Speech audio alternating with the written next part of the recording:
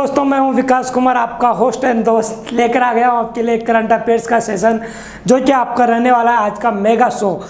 बात करेंगे आज के शो की, बात करेंगे हम दोस्तों। उससे पहले पढ़ेंगे हम आज की मोटिवेशनल लाइन। और आज की मोटिवेशनल लाइन है दोस्तों, भरोसा खुद पर रखो तो ताकत बन जाती है और दूसरों पर रखो तो कमजोरी बन जाती है। आपको पता है, आपकी पढ़ाई आपको करनी है, आपकी मेहनत आपको करनी है। आप जितना संघर्ष और अच्छी पढ़ाई करोगे उतनी अच्छी आपको सफलता मिलने वाली है।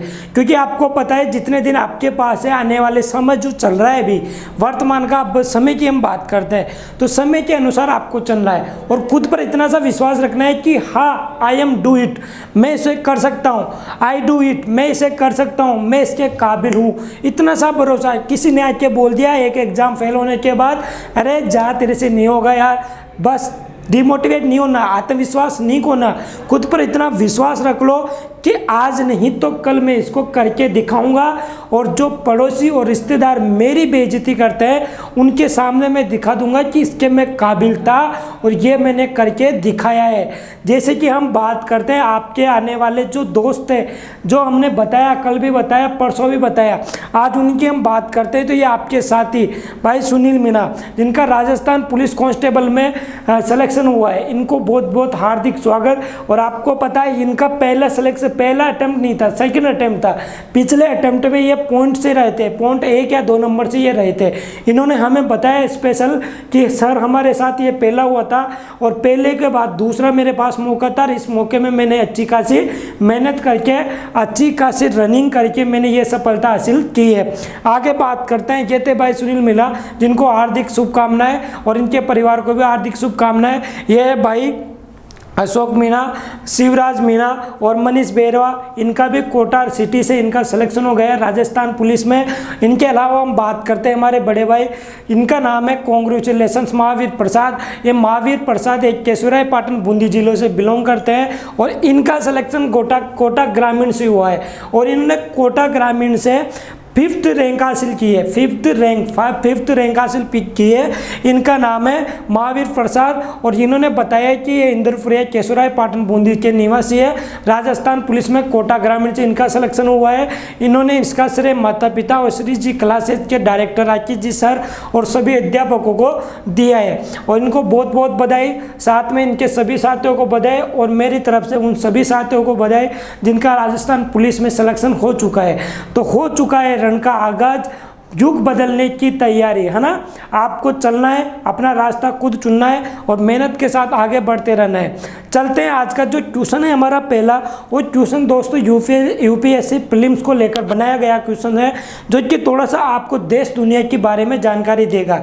तो साथ में आप लेकर बैठ जाइए नोटबुक और लिखना प्रारंभ कर दीजिए। साथ के साथ में आपका मैप अगर आपके साथ है इंडिया या वर्ल्ड का, तो वो भी आप साथ में लेकर बैठ जाइए। और उम्मीद ये भी करता हूँ कि आप इस सेशन को सबसे ज़्यादा दोस्तों के साथ शेयर कर दीजिए, जिसमें कि हम बात करते हैं WhatsApp, Instagram, Facebook and Telegram में सेशन को ज़बरदस्त आप शेयर कर दीजिए, है ना।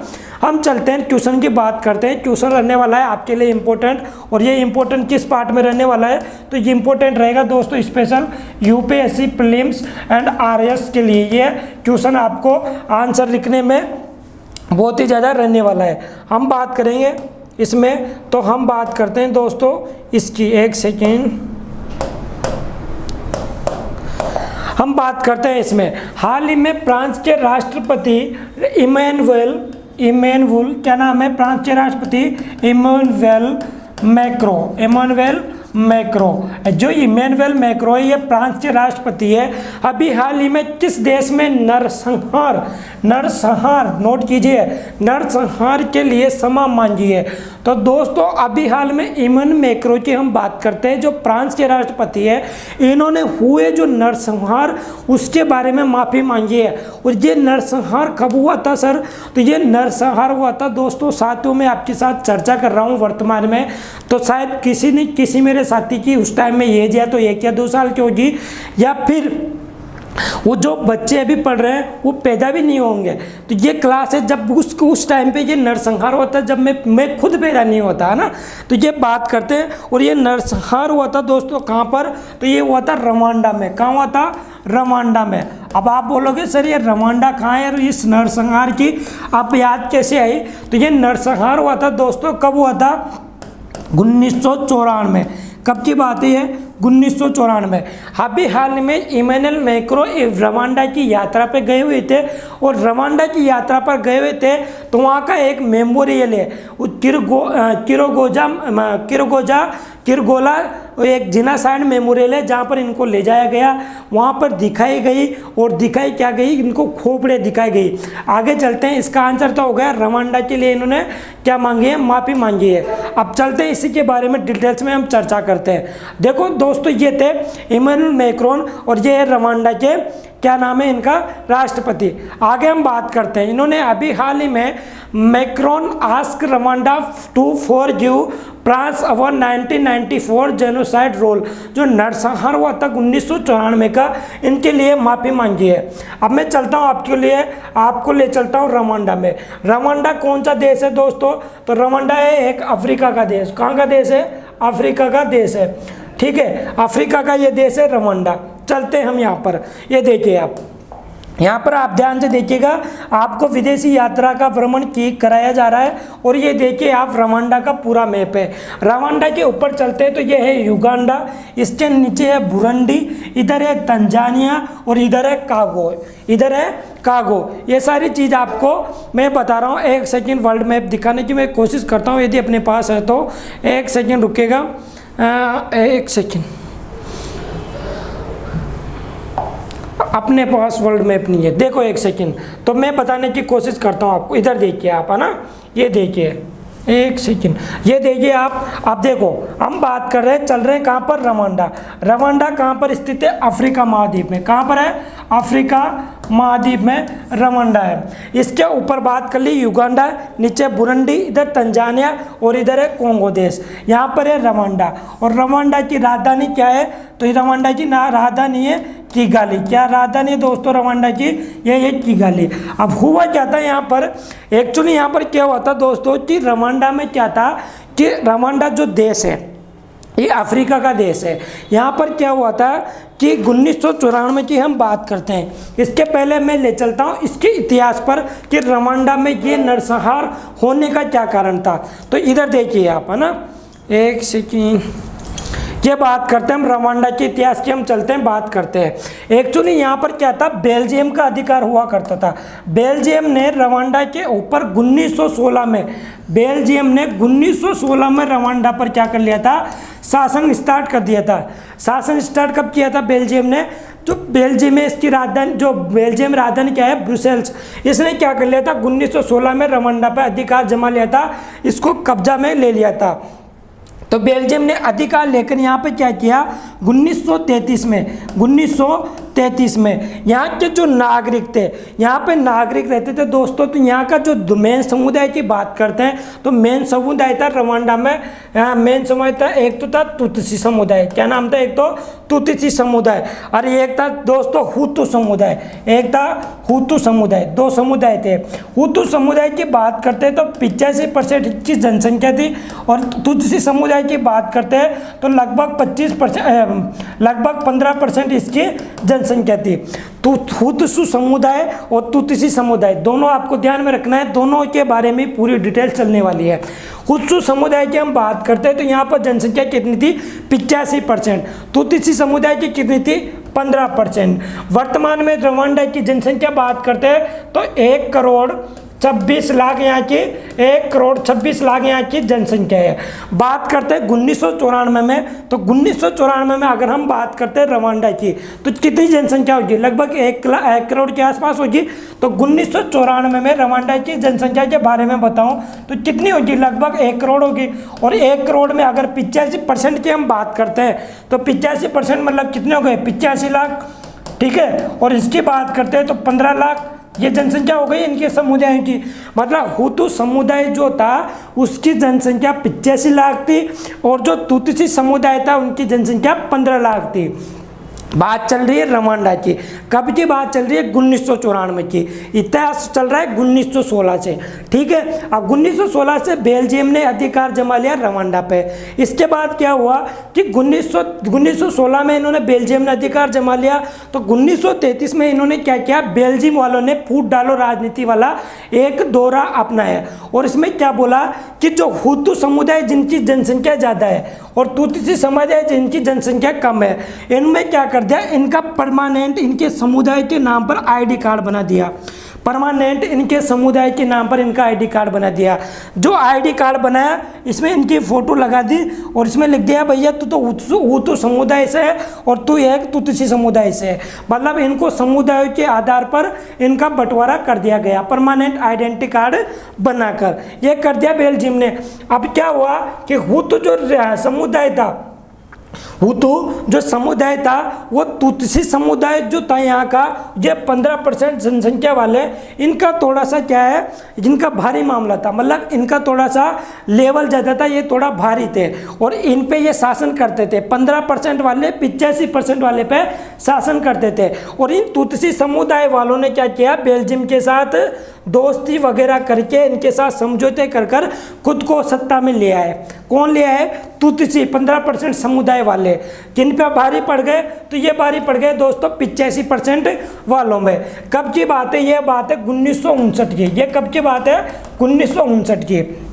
आगे चलते हैं। अब आगे चलते हैं तो 1959 में कौन सत्ता में की कोशिश कर रहा था?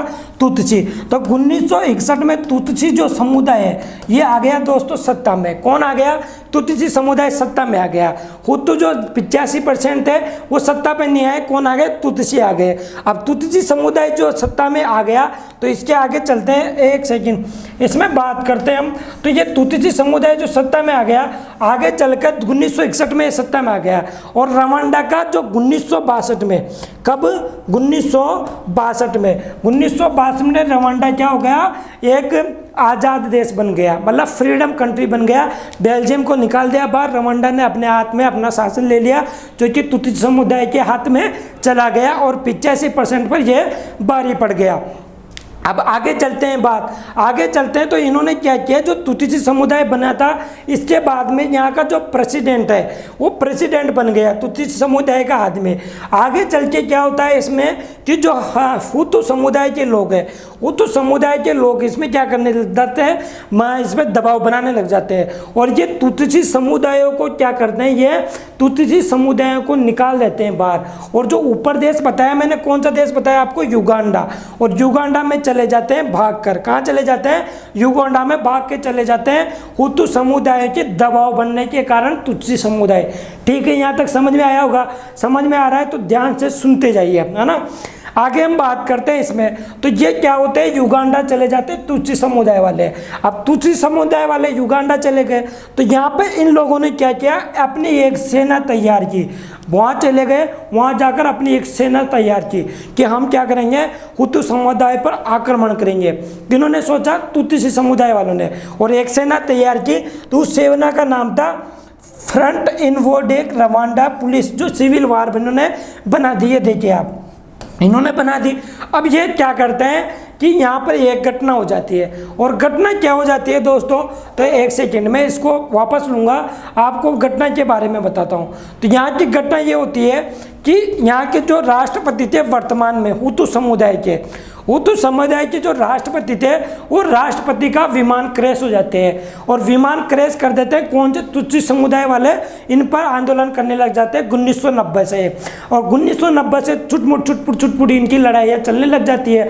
तो ये क्रैश हो जाता है। कब की बात है? 1994 की बात हो गई। 1990 से 1994 तक ये क्या करते रहे, छुटमुट लड़ाइयाँ करते रहे तुत्सी समुदाय वाले हुतू समुदाय पर। तो ये विमान क्रैश हो गया वहाँ के राष्ट्रपति का। तो ये राष्ट्रपति का क्रैश हो गया तो हुतू समुदाय वाले लोग थे, उन हुतू समुदाय वाले लोगों पर भी हिंसा की भावना जाग उठी कि हम भी यार, ये जो तुत्सी समुदाय के 15% लोग हैं हम पर भारी हो रहे हैं, हम पर बारी हो रही है। तो इन्होंने क्या कर दिया दोस्तों 1994 में जो वहाँ के जो ये बात करते हैं हम रवांडा की अप्रैल 6, 19 को Rwanda president plane shot down official start genocide. जो वहाँ पे जैसे राष्ट्रपति का प्लेन क्रॉस हुआ तो वो क्या हो गया, वहाँ की जो हिंसा थी वो अधिक भड़क गई।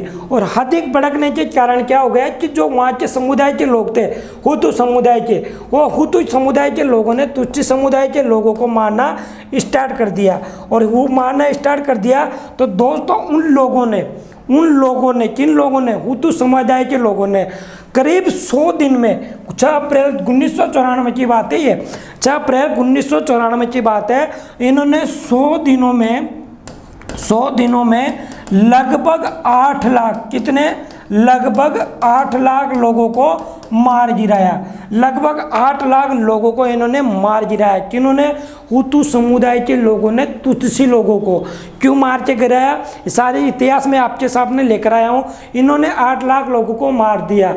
कितनी जनसंख्या थी इनकी, 15 लाख थी, उनमें से कितने को मार दिया, 8 लाख लोगों को मार दिया। ये तगड़ा वाला नरसंहार था दोस्तों, है ना। तो 8 लाख लोगों को इन्होंने क्या कर दिया, 1994 में 8 लाख लोगों को इन्होंने मार दिया। आगे बात करते हैं। तो बात आई दोस्तों ये 100 दिनों तक चला, अप्रैल से जुलाई तक ये मामला चला। लगभग 100 दिनों तक 8 लाख लोगों को इन्होंने मार दिया। जिसमें हमने बात की कि जो बात करते हैं इसकी, तो इसके बाद जो प्रेसिडेंट बने, वहाँ के जो प्रेसिडेंट बने वो इन्होंने थोड़ा सा मुद्दा शांत किया। और ये जो प्रेसिडेंट बने पॉल कगामे, इनका नाम है पॉल कुगामे, ये प्रेसिडेंट बने 1994 से। पॉल कुगामे, क्या नाम है इनका, पॉल कुगामे। ये पॉल कुगामे क्या बने दोस्तों, वहाँ के राष्ट्रपति बन गए। और इन राष्ट्रपति को जो बात करते हैं ये कौन सी जनजाति से बने, तो ये जनजाति से बने दोस्तों जो नरसंहार होने के बाद हुतू जनजाति बिल्कुल पीछे खिसक गई। उन्होंने भी नरसंहार देखा, वो पीछे खिसक गए। और पीछे खिसकने के बाद क्या किया, तुत्सी जनजाति से राष्ट्रपति बना दिया, तुत्सी जनजाति से राष्ट्रपति बना दिया। और जैसे तुत्सी जनजाति का राष्ट्रपति बनता है तो इन्होंने क्या बोलता है, जो बेल्जियम के द्वारा 1916 में जो इनको आइडेंटिटी कार्ड दिए गए थे, उन आइडेंटिटी कार्डों में बोल दिया गया कि ना तो तुम तुत्सी हो, ना तुम क्या हो, हुतू जनजाति हो, तुम एक रवांडा के नागरिक हो। इन्होंने बिल्कुल इनका जो आइडेंटिटी कार्ड था वो बिल्कुल बंद कर दिया। किनका, इनका जो रवांडा के नागरिक थे इनका बिल्कुल इन्होंने बंद कर दिया। तो उस टाइम पे क्या होता है, जो फ्रांस के ये राष्ट्रपति है, इन फ्रांस के राष्ट्रपति अभी हाल में किरगोला जो नाम का एक मेमोरियल है जो रवांडा में, इसकी यात्रा पर गए हुए थे। तो रवांडा में गए हुए थे तो इन्होंने क्या देखा दोस्तों, ये मेमोरियल है, ये मेमोरियल है किगाली में। और किगाली की बात करते हैं, यूपीएससी प्रीलिम्स के हिसाब से देखा जाए तो किगाली में ओजोन का एक समझौता हुआ था। इसके साथ क्या हुआ था, यहाँ पर क्या बोलते हैं, बोला जाता है यहाँ पर जो रिन्यूएंस एंड कंज्यूम जो बात करते हैं हम, रिड्यूस एंड कंज्यूम, यहाँ पर है किगाली में, इसको नोट कर लीजिएगा आप। रिड्यूस किगाली में रिड्यूस एंड कंज्यूम किसका है, तो ये प्रसिद्ध है रिड्यूस एंड कंज्यूम HFC। एक सेकेंड दिख नहीं रहा होगा यार, HFC hydrofluorocarbon, reduce and consume hydrofluorocarbon. ये किगाली प्रसिद्ध है। किगाली किसकी राजधानी है, रवांडा की राजधानी है। ये सारी चीज़ मैंने बता दी। ये मेमोरियल में ये गए हुए थे देखने के लिए। इस मेमोरियल का नाम क्या है, इस मेमोरियल का नाम है किरगोला मेमोरियल। ये कहाँ पर है, ये है दोस्तों किगाली में। किगाली किसकी राजधानी है, रवांडा की राजधानी है। यहाँ पर घूमने गए थे, ये देखिए किगाली, आपको ये तंजानिया, युगांडा, बुरुंडी और ये कोंगो दिखाई दे रहा है ना। यहाँ पर घूमने गए थे। अब यहाँ ये घूमने गए थे तो इन्होंने क्या देखा कि वहाँ के मेमोरियल में जाकर इन्होंने देखा दोस्तों लगभग 10,000 मानव की खोपड़ियाँ। ये तब की फोटो है जब ये हुतो और कुगोद, हुतो और तुत्सी जनजाति के बीच में क्या हुआ था, आपस में झड़प हुई थी, युद्ध हुई थी। तो ये जाकर देखा दोस्तों, ये मानव खोपड़ियाँ है ना, ये खोपड़ियाँ जाकर देखी किन्होंने, जो इमैनुएल मैक्रो है। और इमैनुएल मैक्रो को याद आया कि उस टाइम में अपन क्या कर सकते थे, रवांडा की जो इनकी दो समुदाय के बीच का जो आपस में झड़प थी, इसको हम क्या कर सकते थे, रोक सकते थे। तो ये इस चीज़ के लिए जो इमैनुएल मैक्रो ने इन्होंने माफ़ी मांगी है। ये देखिए, मैस क्रैश स्प्रेडिंग रवांडा, जो रवांडा में जो सारी चीज़ें हुई थी मैंने आपको डिटेल से समझाई है ये सारी चीज़ें। ये बात है दोस्तों अप्रैल 6 1994 से जुलाई 18 1994 की, जिसमें बोला गया था रवांडा जीनोसाइड, जो जीनोसाइड है इसमें क्या किया था दोस्तों, जो तुत्सी समुदाय की जो औरतें थी ना, इसमें आपस में शादियाँ होती थी। तुत्सी समुदाय वालों लोगों ने हुत्सु जनजाति वालों से शादी कर रखी थी, उसी जनजाति वालों ने तुत्सी, तो उन्होंने क्या किया था, उस हुतो जनजाति वालों ने 8 लाख लोगों में से ऐसे अपनी पत्नियों को भी मार दिया था, अपने बच्चों को भी मार दिया था, जो भी तुत्सी समुदाय से थे सबको मार दिया था। लगभग 8 लाख लोगों को उन्होंने मार दिया था। और ये मार दिया था केवल छोटे सी बात के कारण। ये पूरा इतिहास था, इसके बारे में मैंने आपको सारी डिटेल से बात की है कि इसमें अभी हाल में फ्रांस के राष्ट्रपति इमैनुएल मैक्रोन ने माफ़ी मांगी है 8 से 10 लाख पीपल की बात करते हैं मानने की, जिसमें ये सारी चीज़ें बताई गई है ना, ये सारी चीज़ें इसमें बताई गई है। ये सारी बात हो गई। ये प्लेन क्रैश हुआ था, ये देखो आपको सारी चीज़ें मैंने बता दी। हुदू जनजाति लगभग 84% थी, तुत्सी 15% थे, एक और थी तवा जनजाति जो 1% थी। लेकिन अपन बात की थी इसमें अपन ने बात की थी कि जो बात की है ना यहाँ पर, तो ये एक आंकड़ा लेकर लगभग 85% हुतो, 15% ये अपन ने मानी थी। इसके अलावा यहाँ की जनसंख्या की बात कर ली 1,26,733 ये वर्तमान की है। उस टाइम की हम बात करते हैं तो उस टाइम कितनी थी दोस्तों, उस टाइम लगभग 1 लाख मतलब 1 करोड़ थी। उस टाइम कितनी थी, तो लगभग 1 करोड़ थी। अभी 1,26,733 है।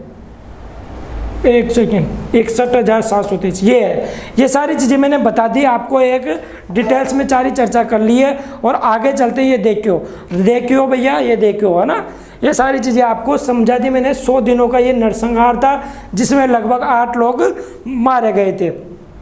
इसमें देखो जो जिसमें क्या हुआ था कि बीच में जब रवांडा और इसकी बात चल रही थी दोनों समुदाय की, जो रवांडा के जो लोग थे, तुत्सी समुदाय के लोग जो युगांडा में चले गए थे, उनकी हेल्प करने के लिए युगांडा भी आ गया था जो पड़ोसी देश था। और उसने कैसे गोलियां चलाई थी उस टाइम पे, कैसे मर्डर किया था, ये सारी चीज़ें आपको होल दिखाई दे रही होंगी यहाँ पर। ये होल गोलियों के है दोस्तों, है ना, जो गोलियों पर नरसंहार हुआ था ना, जैसे कि जलियांवाला बाग हत्याकांड वैसे हुआ था। ये सारी चीज़ें ये देखिए आप, ये सारी चीज़ें मैंने आपको समझाने की कोशिश की है।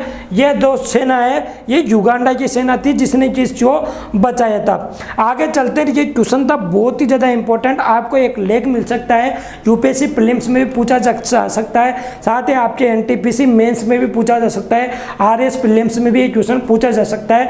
तो इस क्वेश्चन को बिल्कुल इग्नोर ना कीजिएगा। देश दुनिया की खबरें हैं, मैं आपको जो भी डिटेल से न्यूज़ मिलती है समझाने की कोशिश करता हूँ और लेकर आता हूँ वो न्यूज़। अगर आपको समझ में आया है, उम्मीद करता हूँ अगर समझ में आया है तो बिल्कुल तमसम भेज दीजिएगा, सेशन को शेयर कर दीजिएगा, लाइक कमेंट जरूर कर दीजिएगा। आगे बात करते हैं मैं इसमें, उम्मीदों से बंधा एक जिद्दी परिंदा है इंसान, जो घायल भी उम्मीदों से है और जिंदा भी उम्मीदों से है। यदि आपकी उम्मीद जिंदा है, आपके अंदर जिज्ञासा है, आगे बढ़ने की इच्छा है, तो बिल्कुल आप संघर्ष में साथ दो और आगे बढ़ते रहो और पढ़ते रहो मस्ती से, है ना। आगे चलते हैं, बात करते हैं नेक्स्ट क्वेश्चन की। यह एक नरसंहार था जो 1994 का था, शायद आप उस टाइम जन्मे भी नहीं होंगे, तब की हमने बात कर ली कैसे हुआ था। और अभी हाल ही में वर्तमान में ये सुर्खियों में रहा था देश दुनिया की खबरों में, तो मैंने जरूरी समझा आपके सामने ये सारी चीजें बताने की। आगे चलते हैं, ऐसा ही नरसंहार हुआ था और ये नरसंहार हुआ था इसी के बारे में भी मैं आपके सामने आज लेकर आया हूँ इस सेशन में, ताकि आपको देश दुनिया के 2 प्रमुख नरसंहारों की बात चले। जलियांवाला बाग हत्याकांड सुना है, वैसा ही ये नरसंहार है जो मैं बात करने जा रहा हूँ आपसे, है ना। इसमें देखिए बात करते हैं हम, इसमें बात करते हैं दोस्तों, तो इसमें बात कर रहे हैं हम, एक सेकेंड, इसमें बात करते हैं दोस्तों, अभी हाल में किस यूरोपीय देश ने नामीबिया, कहाँ पर दोस्तों, नामीबिया के में औपनिवेशिक युग के कत्ले आम को नरसंहार के रूप में मान्यता दी है। वहाँ पर माना गया है उन्होंने माफ़ी मांगी है, किन्होंने, फ्रांस वालों ने। लेकिन यहाँ पर मान्यता दी है, मान्यता और माफ़ी में इतनी सा फ़र्क है कि उन्होंने तो अपने आप को इसका जिम्मेदार मान लिया है, लेकिन इन्होंने जिम्मेदारी अपने सर पर नहीं ली। क्या इन्होंने इतना सा माना है कि हाँ ऐसा हुआ था और इसके लिए हम क्या करेंगे, पैसे देने को, आपके जो भी नुकसान हुआ उसके लिए हम पैसा देना चाहते हैं। तो किस यूरोपीय देश ने नामीबिया में औपनिवेशिक युग के कत्लेआम को नरसंहार के रूप में मान्यता दी है? तो ये नामीबिया जो एक देश है दोस्तों, नामीबिया क्या है, एक देश है।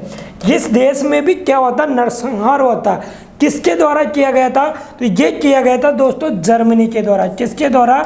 जर्मनी के द्वारा ये नरसंहार किया गया था।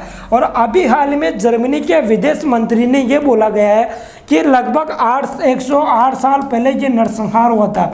108 साल पहले ये नरसंहार हुआ था और इस नरसंहार में हुई जानमाल की हानि के लिए हम यहाँ पर क्या करेंगे, हम यहाँ पर इनको क्या करेंगे, 1 लाख यूरो की राशि, सॉरी 1 लाख नहीं, 1 अरब, 1 सेकेंड, इन्होंने बोला दोस्तों कि अभी हाल में 1 अरब यूरो की राशि हम इनको देंगे। 1 अरब यूरो की राशि हम देंगे।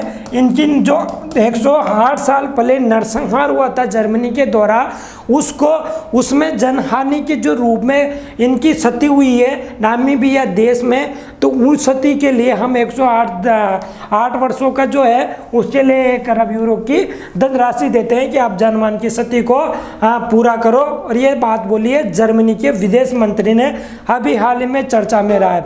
तो इसकी बात करते हैं हम डिटेल्स में, तो ये डिटेल्स में बात करते हैं। पहले तो ये देखिए, जर्मनी रिकोनाइज कॉलोनिकल एरा मैस्क्रिस इन नामीबिया एज जीनोसाइड। जीनोसाइड मतलब नरसंहार। और ये नरसंहार कब हुआ था? तो लगभग ये नरसंहार हुआ था 1904-1908 में।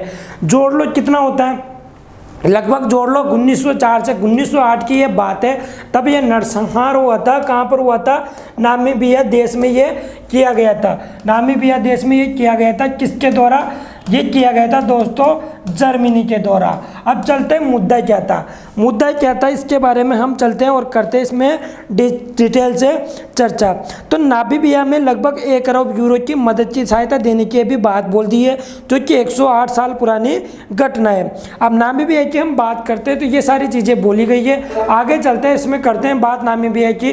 तो देखिए पहले हम बताते हैं, तो ये अफ्रीका महाद्वीप का एक देश है। ये नामीबिया आपको दिखाई दे रहा होगा। अब नामीबिया में क्या होता है दोस्तों, एक तो है नामीबी डेजर्ट, इसको ध्यान रखिएगा, दोनों चीज़ों को ध्यान रखेंगे। नामीबी डेजर्ट है, नामीबी डेजर्ट है एक तो अफ्रीका महाद्वीप के नामीबिया में, और ये एक है दोस्तों दूसरा कालाहारी डेजर्ट। दूसरा कौन सा है? Kalahari desert. अब दोनों को क्यों बता रहा हूँ, इसकी हम चर्चा करने वाले हैं। कालाहारी डेजर्ट, डेजर्ट का मतलब रेगिस्तान। ये कहाँ है? नामीबिया में। कौन सी दिशा में? तो इस दिशा में, यहाँ पर है अफ्रीका महाद्वीप पे। इसकी हम बात करेंगे। इधर नॉर्थ अटलांटिक ओशियन, ये यूरोप ऊपर, नीचे अफ्रीका महाद्वीप। ये बात कर रहे हैं अपन जर्मनी के द्वारा हुए नरसंहार की। मैंने आपको नामीबिया की स्थिति बता दी कि नामीबिया है, और इस नामीबिया के यहाँ पर जो है था, एक तो नामीबी डेजर्ट था, एक कौन सा? कालाहारी डेजर्ट है। आपको विश्व के जो प्रमुख देश है उन देशों के बारे में जानकारी मिल रही है, साथ के साथ वर्ल्ड मैप में उनकी पोजीशन आपको दिखाई दे रही है। कैसे समझाना है सारी चीज़ें आप सुनते जाइए बस, है ना। तो ये है दोस्तों नामीबिया। और नामीबिया की हम बात करते हैं तो ये पार्ट है अपना किसका? दक्षिण अफ्रीका का। दक्षिण अफ्रीका का ये पार्ट है, और ये यहाँ से नामीबिया की स्थिति है, ये सारी चीज़ें। इसके बात करते हैं, इधर है बोत्सवाना, इधर ये एंगोला, और इधर हम बात करते हैं ये साउथ अफ्रीका का हिस्सा है। यहाँ पर है दोस्तों इधर कालाहारी डेजर्ट और नामीबी डेजर्ट, कालाहारी डेजर्ट और नामीबी डेजर्ट, ये मैंने आपको इसमें बता दिया। अब आगे चलते हैं कि घटना है 108 साल पहले की, 1904 से 1908 के बीच की ये घटना है। अब इसमें हुआ क्या दोस्तों? तो इसमें ये हुआ कि जो बात करते हैं अभी हाल ही में जो वहाँ पे नरसंहार हुआ था, वो नरसंहार क्यों हुआ था? नरसंहार इसलिए हुआ था दोस्तों दोस्तों कि वहाँ की हम बात करते हैं, एक सेकेंड, वहाँ की हम बात करते हैं तो अभी वर्तमान की हम बात करते हैं। वहाँ पर जो जनसंख्या है न किसकी, नामीबिया में, तो वहाँ की जनसंख्या है वर्तमान में 25 लाख। कितनी जनसंख्या है नामीबिया में? 25 लाख। और जो 1908 के बीच में लगभग 108 साल पहले ये जो मृत्यु हुई थी, इन्होंने मृत्यु की थी 80,000 लोगों को मारा था। कितने लोगों को मारा था? 80,000 लोगों को मारा था जर्मनी के द्वारा। अब जर्मनी के द्वारा 80,000 लोगों को क्यों मारा गया? सर ये तो बहुत ही नाइंसाफी हो रही है विदेशों में, तो हमें तो पता ही नहीं था। आप पता नहीं कहाँ से ऐसी न्यूज़ निकाल के ला रहे हो, अपनी मनगढ़ंत बताते जा रहे हो। ऐसा नहीं है साथियों, ये ऐसा है कि ये जो बात करते हैं जो नरसंहार हुआ था ये क्यों हुआ था। नामीबिया जो देश है उसकी जनसंख्या अभी वर्तमान में 25 लाख है, तो उस टाइम कितनी रही होगी बताइए आप? 108 साल पहले कितनी जनसंख्या रही होगी बताइए? वही 2-3 लाख ये रही होगी ना। तो 1908 में लगभग 2 से 4 लाख इसकी जनसंख्या होगी। ये तो मैं ज़्यादा से ज़्यादा बता रहा हूँ, 2-3 लाख रही होगी। उसमें से भी 80,000 लोगों को तो इन्होंने मार दिया था। कितने? 80,000 लोगों को इन्होंने मार दिया था। किसके द्वारा मारा गया था? जर्मनी के द्वारा। उस टाइम क्या था? अंग्रेजी शासन हुआ करता था। तो जो अंग्रेजी शासन थे, जर्मनी वाले लोग थे, वो उनका वहाँ का एक एम्परर था जिसका नाम था ल्यूथवेन। क्या नाम था? ल्यूथविन नाम का एक अंग्रेजी सैनिक था, अंग्रेजी जनरल था। इसको भेजा गया नामीबिया पर। कहाँ पे भेजा गया? जा भैया तेरे को नामीबिया का राज दिया, जा जाकर तू राज कर, ठीक है, ये बोल दिया गया। अब वहाँ पे क्या होता था कि वहाँ पर भी क्या था? 2 समुदाय थे। 2 समुदाय की हम बात करते हैं। एक सेकेंड भैया, इसने तो दिया नहीं यार, एक सेकेंड। वहाँ पे भी 2 समुदाय थे दोस्तों, ठीक है ना। उन 2 समुदायों के बीच में क्या होता था कि वो आपस में उनका भी मतभेद हुआ करता था। क्या हुआ करता था? मतभेद हुआ करता था। और वहाँ के जो नामीबिया के लोग हैं वो पशुओं को चराने में ज़्यादा इंटरेस्ट रखते थे। मतलब उनको जो आमदनी का आजीविका जरिया था वो क्या था? पशु थे। जो उनके पास पशु थे उनको चरा कर या उनको रख कर वो क्या करते थे? अपने आजीविका जीते थे। दोनों जो वहाँ के जो लोग की बात कर रहा हूँ मैं, है ना, दोनों समुदाय के। तो वो क्या होता था कि वहाँ पे कौन पहुँच गए? वहाँ पे पहुँच गए दोस्तों ल्यूथवेन की वहाँ पे एंट्री हो गई। ल्यूथवेन की वहाँ पर एंट्री हो गई। ये जो समुदाय थे, इन समुदायों को आपस में क्या करते थे? ये फूट डालो राजनीति वाला, इन्होंने भी वही मुद्दा अपनाया था, फूट डालो वो राजनीति। इन दोनों को आपस में ये लड़ा देते, इसके बारे में तो उसको बोलते थे, उसके बारे में इनको बोलते थे। मतलब इनका आपस में ये मुद्दा चला रहता था, है ना। ये सारी चीज़ें कौन करता था? जो 1880 में आया था, ये 1880 में जो जर्मन एम्पायर जो आया था, जर्मनी जो ये था शासक, इसने ये सारी चीज़ें बताई गई है। आगे हम बात करते हैं इसमें। तो इन समुदायों को क्या किया गया? इस जर्मन के जो ये आया ल्यूथवेन, इसने क्या कर दिया? इन दोनों समुदायों को तो लड़वा दिया आपस में। इसने क्या किया? यहाँ पर शासन करने की ठान ली। अब शासन करने की इसने ठान ली तो आगे क्या बोलता है ये कि तुम्हारे पशुओं को क्या किया जाए? तुम पशु वशु मत चराओ, तुम तो मेरे दिन काम करो, इन पशुओं को तुम हटा दो। इनके भी बात समझ में आ गई, यार ये तो आपस में अपने को लड़ा रहा है। वो होते ना लकड़ियों वाला डंटल, सुना आपने, संगठन में शक्ति है, वो वाला काम होता है। ये क्या बोलने लगे? आपस में बात करने लगे, अरे यार ये तो क्या कर रहा है, अपन में आपस में लड़ा कर खुद ही शासन करना चाहता है, इसको भगाओ। तो इसके खिलाफ हो गए। किसके खिलाफ हो गए? ल्यूथवेन के खिलाफ हो गए। यहाँ के जो नागरिक थे ना, वो लगभग से 2 से 3 लाख नागरिक थे, और इन्होंने यहाँ से धकेलने की कोशिश की। किसको? इसको, जो जनरल डायर की तरह था एक तरह। तो जिसने ल्यूथवेन को निकालने की कोशिश की और वापस भेज दिया कहाँ पर? जर्मनी में। अब जर्मनी वालों ने बोला कि तेरे बस की बात नहीं है, तू बैठ यहाँ पे। जर्मनी वालों ने बोला तेरे बस की बात नहीं है, तू बैठ यहाँ पर, और तेरी जगह भेजते हैं किसी को। तो इन्होंने किसी को भेजा, और इन्होंने भेजा दोस्तों, जो भेजा था इन्होंने, आगे बात करते हैं। जो इन्होंने भेजा इसको, इसका नाम है लोथर। क्या नाम है? लोथर। क्या नाम है? एक सेकेंड देखिए, इसका नाम है दोस्तों जनरल लोथर। क्या नाम है? General Lothar. और ये जनरल लोथर जनरल डायर का ही भाई होगा। और जनरल लोथर कहाँ चला गया? नामीबिया में चला गया। अब नामीबिया में जाकर क्या बोलता है ये कब गया? अक्टूबर 2 अक्टूबर 1904 को ये चला गया नामीबिया में। और इसने क्या किया कि वहाँ के जो नामीबिया के लोगों के द्वारा, नामीबिया के लोगों के द्वारा जो अंग्रेज सैनिकों को भगाया गया था। एक तरह से अंग्रेज सैनिकों को वापस भगा दिया था वहाँ के लोगों ने, 2-3 लाख जो लोग थे वहाँ पर। तो ये क्या किया, इस जनरल डायर का ये भाई था, तो इसने भी वही अपने नीति अपनाई। इसने क्या किया, जो मैंने यहाँ पर बात की थी दोस्तों, किसकी बात की थी, इसकी बात की थी नामीबिया की। तो इसने क्या कर लिया कि जर्मनी का ये लोथर साहब थे, इन्होंने इधर से और इधर से और इधर से और इधर से चारों तरफ से नामीबिया के लोगों को घेर लिया।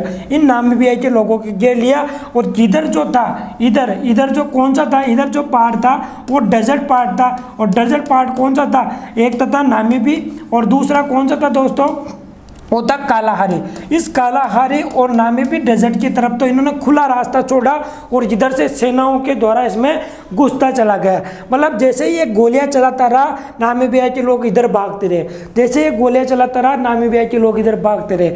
और जिस रेगिस्तान में जिस जगह भी कुएं थे, पानी की जो जगह थी, उस पानी की जगह में भी इसने इतना गंदा काम किया ना कि उस पानी की जगह में भी क्या कर दिया, इसने जहर डलवा दिया ताकि लोग उसको पिए और मर जाए। कुल मिला के इनको तो नामीबिया के लोगों को मारना था, तो इसमें क्या कर दिया, इधर से अंग्रेज लोग चले गए गोलियां चलाते हुए। इससे बचने के लिए नामीबिया के लोग इधर भागते रहे और इसमें कहाँ चले गए, ये डेजर्ट में चले गए। और डेजर्ट में भी क्या है, बिल्कुल सूखा, और 1-2 जगह भी होगी वहाँ के कुएं या कोई पानी का स्थान होगा, उसमें भी इसने लोथर साहब ने क्या कर दिया, वहाँ पर जहर डलवा दिया। तो जैसे ही ये लोग भागे, यहाँ पर भागे, तो इनके क्या हो गए दोस्तों, इन्होंने अगर गलती से पानी भी पिया होगा, भूख प्यास से मरे भी होंगे, तो वो क्या किया होगा, इन्होंने जहर पिला दिया, तो ये मर गए। तो इसमें मारे गए थे लगभग 80,000 लोग। कितने, 80,000 लोग इसमें मारे गए थे नामीबिया में। और ये किसके द्वारा की गई थी घटना, ये जर्मनी के द्वारा की गई थी, जिस टाइम पे जर्मन लोथर वहाँ का जनरल था। ये सारी चीज़ें मैंने आपको बता दिया, ये सारी चीज़ें आपको बताने इसलिए लाया हूँ दोस्तों। ये यूपीएससी की लेवल की क्वेश्चन बन सकते हैं, साथ में आपसे ये घटनाएं अभी हाल में पूछी भी जा सकती है। और ये जर्मनी के फॉरेन मिनिस्टर है हेको मास, क्या नाम है इनका, हेको मास। इनको भी 108 साल बाद याद आई, 108 साल बाद इनको याद आई, और 108 साल बाद याद आई कि नामीबिया में जो नरसंहार हुआ था अपने बड़े बुजुर्गों के द्वारा, जो अंग्रेजी सैनिकों के द्वारा, इनको कुछ धनराशि दी जाए और धनराशि देकर इनकी जान मन की जो हानि हुई थी उसको वापस लौटाया जाए। इसके द्वारा इनके द्वारा बोला गया है, जिनका नाम है हिको मास। क्या नाम है इनका, हिको मास इनका नाम है। उम्मीद करता हूँ ये सारी चीज़ें आपको समझ में आई होगी। आज मैं आपके सामने 2 नरसंहार लेके आया था, और 2 नरसंहार जो कि पूरी दुनिया में एक तरह से बहुत चर्चित घटनाएं थी उस टाइम की। एक तो था 1994 का और एक था 1904 का। दोनों मैंने आपको अच्छी तरह से समझाने की कोशिश की है। उम्मीद करता हूँ आपको दोनों क्वेश्चन समझ में आया होगा। अगर समझ में आया तो आप एक बार सेशन को शेयर कर दीजिए और बता दीजिए कि आपको दोनों क्वेश्चन अच्छी तरह से समझ में आया। और जो बाकी बच्चे लोग थे यहाँ पे, उन बाकी बच्चे लोगों के साथ इन्होंने हथकड़िया पहनाकर इनको गुलाम बना लिया जर्मनी वालों ने। देखिए आप ये सारी चीज़ें, ये जनरल लोथर आपको दिखाई दे रहे होंगे। उस टाइम की ये घटना थी दोस्तों, नामीबिया की 1904 की। ये सारी चीज़ें मैंने आपको बताने की कोशिश की है डिटेल्स में, है ना। और नामीबिया के लोगों के पास क्या था, जो रेगिस्तान था ना, उस रेगिस्तान में अंग्रेजों की अच्छी किस्मत थी। उसमें पता है क्या मिला था, तो उसमें क्या क्या मिल रहा था, उसमें मिला था दोस्तों uranium, tin, tungsten, copper, diamond. ये सारी नामीबिया की जो नामीबी डेजर्ट है, उस नामीबी डेजर्ट में पाए जाते थे। तो इसी के कारण जनरल थे वहाँ के सैनिक थे, वो लालची हो गए थे, और लालची होने के कारण ये सारे हमले उनके द्वारा नामीबिया पर किए गए थे। ये मेन मुद्दे थे वहाँ के, जो मैंने आपको समझाने की कोशिश की थी। सारी घटना आपको बता दिया है कि नामीबिया में हुआ क्या था, ये सारी चीज़ें बोली गई है, ये पार्लियामेंट की बात है, और ये सारी चीज़ें मैंने बता दी। उम्मीद करता हूँ दोनों क्वेश्चन आपको अच्छे से समझ में आया होगा। समझ में आया तो एक बार थम्स अप कर दीजिए और बता दीजिए। जो दोस्त पढ़ना जानते हैं, समझना जानते हैं, वही रुके रहे। उनको पता है कि कितना अच्छा समझाना है और कितना अच्छा मैटर और कंटेंट दिया जा रहा है श्री जी क्लासेज में विकास सर के द्वारा। इस दुनिया में असंभव कुछ भी नहीं है। हम वो सब कर सकते हैं जो हम सोच सकते हैं, और हम वो सब सोच सकते हैं जो आज तक हमने नहीं सोचा। तो आपने जो नहीं सोचा वो भी आप कर सकते हो। अगर आपने पुलिस कांस्टेबल, रेलवे, पटवारी या रीट वगैरह किसी की भी ठान रखी है तो इसके आगे भी आप जा सकते हो। ऐसा नहीं कि आप इसी पे बैठे रहो, आपको एक पद मिला, आगे की सोचो। तो आप अगर अपनी सोच को बढ़ाते हो, अपनी जिज्ञासा को बढ़ाते हो, तो आपके लिए कुछ भी असंभव नहीं है और एक दिन आप वो सब कर लोगे जो आप सोच नहीं सकते। तो ये सारी चीज़ें आपको समझनी है और आगे पढ़ाई करते हुए रहना है, कंटिन्यूटी बनाए रखनी है। और आगे बात करते हैं आरबीआई की।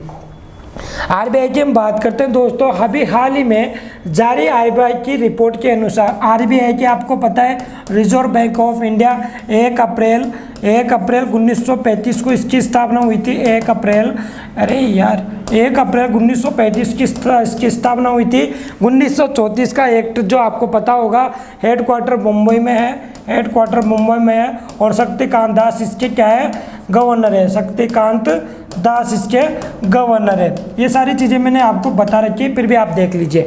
आरबीआई की रिपोर्ट के अनुसार 2020-21 में विदेशी मुद्रा, क्या बोला जा रहा है, विदेशी मुद्रा लेन देन से लाभ बढ़कर कितना हो गया।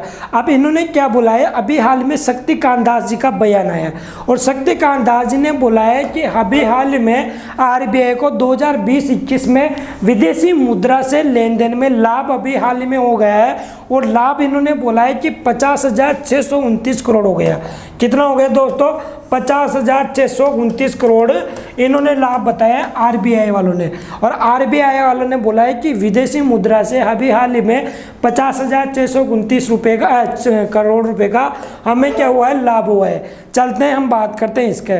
तो RBI annual report for 2020-21 fall in provisions sharp forex gains led to higher RBI surplus की मैंने आपसे थोड़े दिन पहले बात की थी। सरप्लस क्या होता है कि जो आरबीआई की इनकम होती है, एक कमेटी बताई थी मैंने, विमल जालान समिति। इस कमेटी के अंतर्गत बोला गया था कि विमल जालान जी के द्वारा कि आरबीआई 5%, 5.5 से 6% हमारे पास हिस्से में रखेगा, बाकी जो सरप्लस राशि है वो गवर्नमेंट को दे देगा, ये बात बोली गई थी। इसी के कारण उर्जित पटेल जी रिटायरमेंट हो गए थे। उसके बाद जो शक्तिकांत दास जी आए, जिन्होंने अभी हाल ही में 99,122 करोड़, कितने, 99,122 करोड़ की जो सरप्लस राशि थी वो गवर्नमेंट को दे दी, भारत सरकार को दे दी और बोला था कि तुम जाओ खुश रहो, मौज करो, कोरोना में जो भी योजनाएं निकालनी है, जो भी सहायता पहुंचानी है पहुंचा दो। किसने बोला, आरबीआई ने। तो अभी हाल में आरबीआई की एक रिपोर्ट और आई और आरबीआई ने ये बात बोली कि हमें 50,629 करोड़ रुपए का फॉरेन एक्सचेंज में, विदेशी मुद्रा से क्या हो गया, लाभ हो गया। अब भैया विदेशी मुद्रा से लाभ हो गया, कितने का लाभ हुआ, 50,629 करोड़ रुपए का। अब इसका बात में बताते हैं कि इनके द्वारा जो आरबीआई के गवर्नर है शक्तिकांत दास, इनके द्वारा क्या क्या पॉइंट बोले गए, उन पॉइंट्स को मैं हिंदी में समझाने की कोशिश करूंगा। ये दोस्तों आरबीआई के गवर्नर शक्तिकांत दास, अब इन्होंने ये बात बोली है कि 50,629 करोड़ रुपए का हमें प्रॉफिट हुआ है, जो कि है ना फॉरेन करेंसी का, जो कि 69% है। अब ये बात करते हैं, ये सारी चीज़ें बोली गई है। अब इनसे पूछा गया कि लाभ कैसे हुआ, सरप्लस राशि कैसे आई, तो इनसे इन्होंने क्या जवाब दिया। इनका जवाब ये मिला दोस्तों कि भारतवर्ष के जो लोगों ने क्या किया, अभी हाल ही में जो पीएम के इसमें इन्होंने बोला गया दोस्तों कि भारतवर्ष के जो लोगों ने रुपये की जो कीमत है, भारत में रुपये की जो कीमत है 3.5% बढ़ गई है। अब किससे बढ़ गई है भैया, डॉलर के मुकाबले बढ़ गई है। इनके द्वारा ये वर्ड बोले गए कि अभी हाल में हमें सरप्लस राशि तो मिली जो हमने गवर्नमेंट को दे दी, इसके अलावा विदेशी मुद्रा में 50,629 करोड़ रुपए का फायदा हुआ। इनसे पूछा गया क्यों हुआ, कैसे हुआ, तो इन्होंने जवाब दिया कि मुख्य 3 बातें नोट कीजिए कि हमें विदेशी मुद्रा 3.5% रुपये की कीमत बढ़ गई है डॉलर के मुकाबले, इनके द्वारा ये बोला गया। अब 3.5% की बात बोली है तो ये 3.5% कैसे बढ़ा, इनसे ये बात पूछनी है। साथ में ये 3.5% बात बढ़ा है, जो इसका मूल्य बढ़ा है रुपयों का, अगर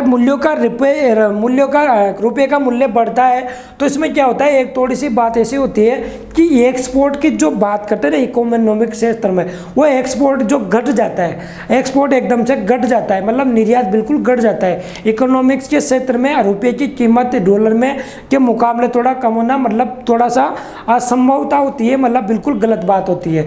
ये सारी चीज़ें इकोनॉमिक्स के क्षेत्र में चलती है। तो आरबीआई के शक्तिकांत दास जी का पहला बयान तो सुन लो कि रुपये की जो मात्रा है 3.5% बढ़ गई है डॉलर के मुकाबले। दूसरी बात इन्होंने क्या बोली कि जो बात करते हैं बैंकों के घोटाले कम हो गए। अब इनसे पूछा गया कैसे, कि जैसे कि कोई लोग केसीसी वगैरह लेते थे, तो जैसे कि किसी कोई लोन ले रहा था तो वो क्या हुआ, तो बैंकों के जो घोटाले थे ना पहले, तो उससे 25% की कमी आई है बैंक के घोटाले में, और लोग बाग बैंक के पैसा निकाल रहे हैं और बैंक की किस्त के साथ पैसे जमा कर रहे हैं, इससे भी इनकम बढ़ी है। इनका जवाब है भैया, है ना, मैं कुछ नहीं बोल रहा। साथ में तीसरी बात ये क्या बोलते हैं, इनका बोला है कि अब जो है बैंक जो फ्रॉड करते थे लोग, वो फ्रॉड करने की इनकी बात बिल्कुल नहीं आएगी। अब बात तीसरी है, तीसरी बात की इन्होंने बोला कि अभी हाल ही में लगभग जो पेमेंट होता था तो वो पेमेंट कौन सा बढ़ गया, ऑनलाइन पेमेंट में बढ़ोतरी हो गई, ऑनलाइन पेमेंटों में बढ़ोतरी हो गई। तो इनसे पूछा गया कितनी बढ़ोतरी हुई, तो इन्होंने बोला 4,371 करोड़ रुपए ऑनलाइन पेमेंट चाहिए। ऑनलाइन पेमेंट में जैसे गूगल पे, फोन पे, इन सब चीज़ों की इनके द्वारा ये बोला गया। अरे सर लेकिन इनसे बड़े कैसे, इनकम आपकी कैसे बढ़ी ये तो बताइए आप, ये तो आप एक एग्जैक्ट डाटा दे रहे हो। तो उन्होंने बातों को लीपा पोती तरीके से कर दिया और इतना सा समझा दिया कि भैया कुछ नहीं हुआ, कि ये 50,629 करोड़ रुपए का विदेशी मुद्रा से फायदा हुआ है, ऐसा करके इन्होंने बिल्कुल बातों को लीपापोती कर दी। और ये बोला गया है, ये किस लिए बोला गया आप बिल्कुल समझ गए होंगे, क्योंकि थोड़े दिन पहले जो सरप्लस राशि दी गई थी ना 99,122 करोड़, लगभग 1 लाख करोड़ रुपए, उसको उसका लेखा जोखा तैयार हो रहा था। उस लेखा जोखा को घुमा फिरा के बचाने के लिए कैसे इनकम आती है, कहाँ जाती है, क्या होता है, इन सभी चीज़ों के चक्कर में कि आपकी इनकम का जरिया तो बताओ कैसे इनकम हुई, आपने इतनी राशि सरप्लस क्यों दी। तो इसी चक्कर में ये 3 बातें इनके द्वारा बोली गई, जो स्टेटमेंट बोले गए वो मैंने आपको समझा दिया। और अभी हाल में विदेशी मुद्रा से कितना फायदा हुआ, तो 50,629 करोड़ रुपए का इन्होंने फायदा बताया। ये सारी चीज़ें मैंने आपको बता दिया। और इनके द्वारा क्या बोला गया, एक बात और बताइए, इन्होंने बोला गया भैया कि 2021-22 में, कब 2021-22 में भारत की जो जीडीपी होगी ना, ग्रोथ रेट, वो कितनी होगी 10.5%। किनके द्वारा बोला गया, आरबीआई के शक्तिकांत दास के द्वारा। कितना बोला गया कि 10.5% की ग्रोथ रेट होगी। अब ये ग्रोथ रेट कब होगी, 2021-22 के लिए इन्होंने बोला है। अब इनको पता नहीं कहाँ से पता लग रहा है भैया, 2 महीने से तो भारत लॉकडाउन से बंद है, इकोनॉमिक आपको पता है कितनी चल रही है, समस्या कितनी उत्पन्न हो रही है मार्केट में, ये भी आपको पता है। और इनका डाटा है कि 10.5% की बढ़ोतरी होगी, पता नहीं कहाँ से बोल रहे हैं। मैंने को जो समझाना था आपको बता दिया। ये भैया आरबीआई ये कुछ भी कर सकती है, आरबीआई के बारे में हम कुछ बोल नहीं सकते।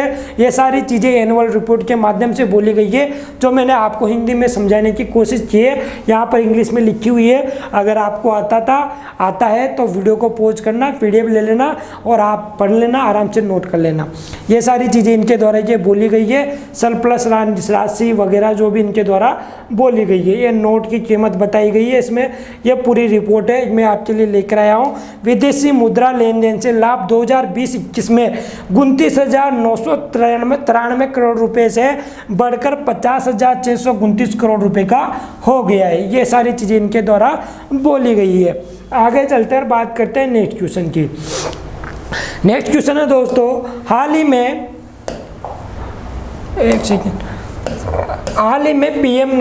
पीएम कौन है, नरेंद्र मोदी साहब।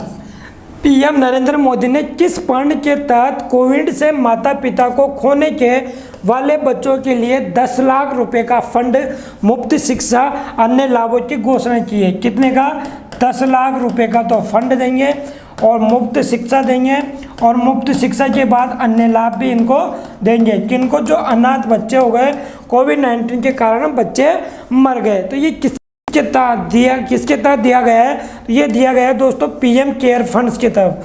पीएम केयर फंड की तरफ से ये दिया गया है। और पीएम केयर फंड का आपको पता है क्या है कि ये 2020 में कोरोना महामारी के चलते हुए इमरजेंसी जो भी होता है सिचुएशन, उसमें पैसा उपयोग में लाया जाए, इसके लिए पीएम केयर फंड्स बनाया गया था, जो नरेंद्र मोदी जी के अधीन है वर्तमान में, मतलब प्रधानमंत्री के अधीन बनाया गया था।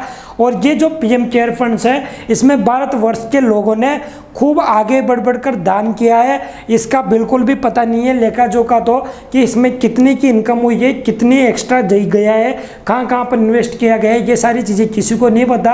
इसमें ना तो कोई गवर्नमेंट ऑडिट हुआ है, ना कुछ इसमें किया गया है। इसमें कोई भी सीएजी की ऑडिट संभव नहीं थी, और इसके अलावा ऑडिट भी हुई तो किसी प्राइवेट एजेंसी के माध्यम से हुई होगी, ये आपको पता है।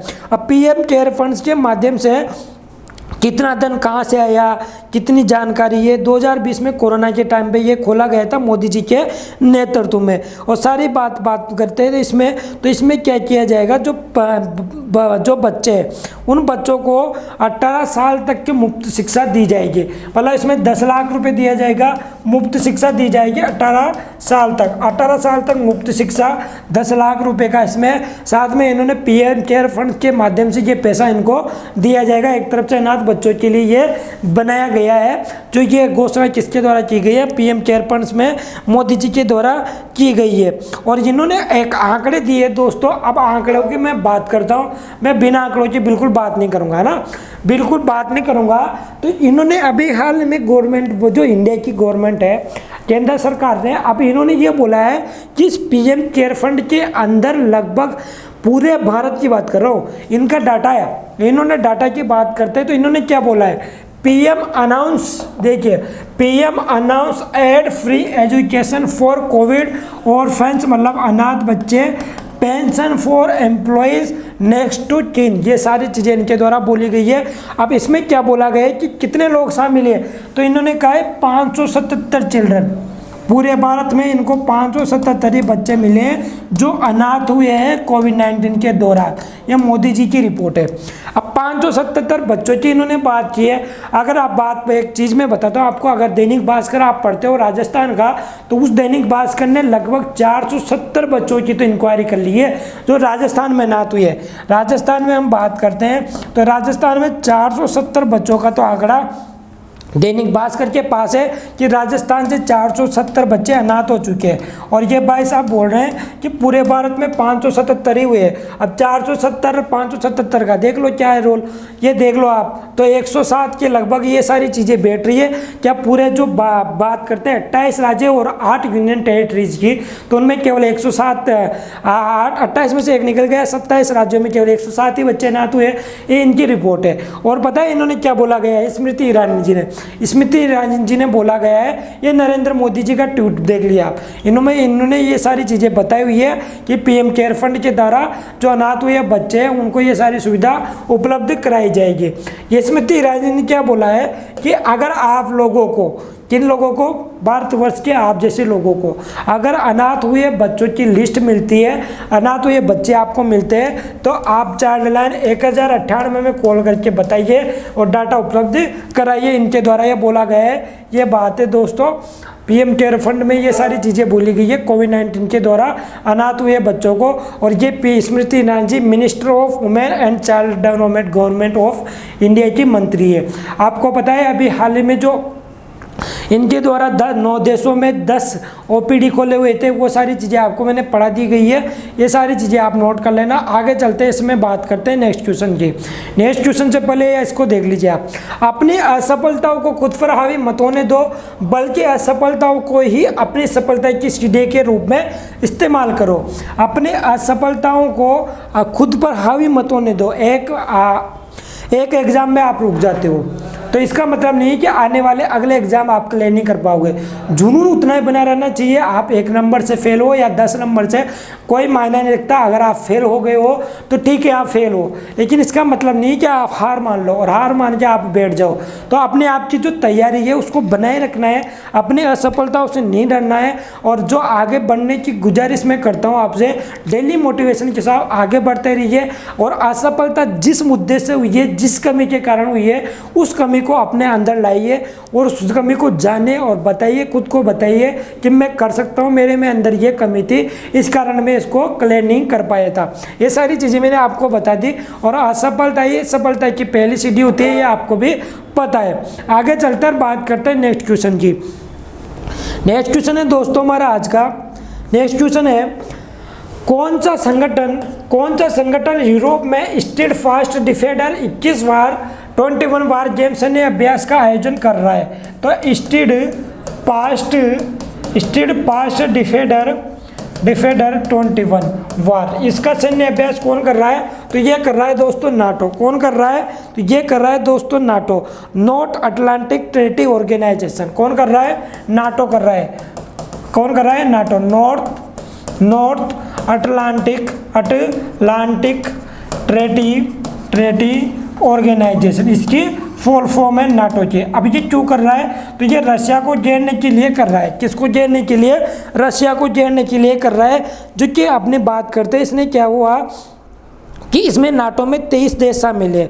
ठीक है, 30 देश शामिल हैं। इन्होंने ब्लैक सी के अंदर इन्होंने अभी हाल ही में ये स्टेड फास्ट डिफेंडर 21 बार गेम सैन्य अभ्यास किया है, जो कि रशिया के ऊपर किया जा रहा है। ठीक है, इसमें क्या होता है, रशिया जो है यूक्रेन के ऊपर अपना कब्जा बढ़त बना रहा था और रशिया को इसको क्या कर रहा था, कंट्रोल करने की कोशिश कर रहा था। और इसकी जो सेना आई थी नाटो देशों की, इन्होंने क्या कर लिया, नाटो देशों की सेनाओं ने क्या कर लिया, इस पर अधिकार मतलब सैन्य अभ्यास कर लिया। और नाटो की हम बात करते हैं तो इसका हेडक्वार्टर है बेल्जियम में नाटो का हेडक्वार्टर है। और इसकी स्थापना कब हुई थी, जरा बताइए, नाटो की स्थापना कब हुई थी, बताइए जल्दी। तो नाटो की स्थापना हुई थी दोस्तों 1949 में। कब हुई थी दोस्तों? 1949 में नाटो की स्थापना हुई थी। ये सारे तथ्यात्मक जानकारी है, आपको ध्यान रखना है। और स्टेड फास्ट डिफेंडर 21 वार गेम्स किसके द्वारा? नाटो के द्वारा किया जा रहा है। आगे चलते हैं, जो कि ये बात कर ली अटलांटिक संधि नाटो के तहत ये सारी चीज़ें हो रही है। ये है नाटो का जो 21 का अभ्यास है, ये सारी चीज़ें चल रही है। रशिया के ऊपर इसको किया जा रहा है, रशिया पर दबाव बनाने के लिए। ये सारी चीज़ें डिटेल्स में बात करेंगे। आगे चलते हैं और बात करते हैं इसमें नेक्स्ट क्वेश्चन की। नेक्स्ट क्वेश्चन है हमारा, ये देखो, अभी हाल में ये युद्धाभ्यास यूक्रेन के साथ सीमा क्षेत्र में हजारों सैनिकों को भेजने के रूस के फैसले के बाद शुरू किए गए थे। इस सैन्य संघ गठबंधन पर चिंता जताई है कि जिसने 2014 में यूक्रेन की क्रीमिया प्रायद्वीप पर रूसी सैनिकों द्वारा अधिग्रहण के बाद अब तक की सबसे बड़ी रक्षा खर्च पहल शुरू की थी। तो ये रूस का यूक्रेन पर जो एक तरह से कब्जा स्थापित करना था, उसको रोकने के लिए नाटो के द्वारा ये सारी चीज़ें स्टार्ट की गई है। आगे चलते हैं और इसमें बात करते हैं हम नेक्स्ट क्वेश्चन की। नेक्स्ट क्वेश्चन है हमारा दोस्तों, एक मिनट, इसमें नेक्स्ट क्वेश्चन है हमारा, देखो एक सेकेंड, इसको देखिए, ये देखिए, उठ जा अनारकली, देखो रीट की नई डेट आने वाली है। सबको लग रहा होगा EWS कैटेगरी वालों के लिए नया फॉर्म बनाएंगे, फॉर्म भरवाएंगे, ये सारी चीज़ें ये बोल रहे हैं। उठ जा अनारकली, देखो रीट की नई डेट आने वाली है। रीट वाले मेरे प्यारे छात्र खुश हो जाए और वीडियो को शेयर कर दीजिए। नेक्स्ट क्वेश्चन पढ़ते हैं हम इसमें, कोविड के लिए भारत का पहला शहर व्यापी पर्यावरण निगरानी मंच कौन सा? पहला है शहर व्यापी पर्यावरण निगरानी मंच। इसमें क्या होगा दोस्तों, तो ये स्टार्ट किया गया है कहाँ पर? बेंगलोर में। कहाँ पर स्टार्ट किया गया है? बेंगलोर में ये स्टार्ट किया गया है। इसमें क्या करेंगे, तीसरी लहर के पहले जो कोविड-19 की तीसरी लहर के पहले इसमें क्या करेंगे, जो सेवेज कंडीशन है उन सेवेज कंडीशन को ये चेक करेंगे जगह जगह जाकर। जैसे कि ये देखो, इसमें सेवेज कंडीशन में जाकर ये चेक करेंगे, इनके जो भी नमूने होंगे इनको लेंगे और इसमें जांच करेंगे कि कोविड का यहाँ पर असर है नहीं है, कोविड फैल रहा है नहीं फैल रहा, ये सारी चीज़ इसके अंदर चेक की जा रही है। एक तरह से निगरानी रखे हुए हैं इन सब चीज़ों में कि तीसरी लहर आएगी तो इसमें क्या होना चाहिए, ज़्यादा नुकसान नहीं होना चाहिए। और India's participative wide environmental surveillance platform for Covid launch किया गया है बेंगलोर में। ये सारी चीज़ मैंने आपको बता दिया ना।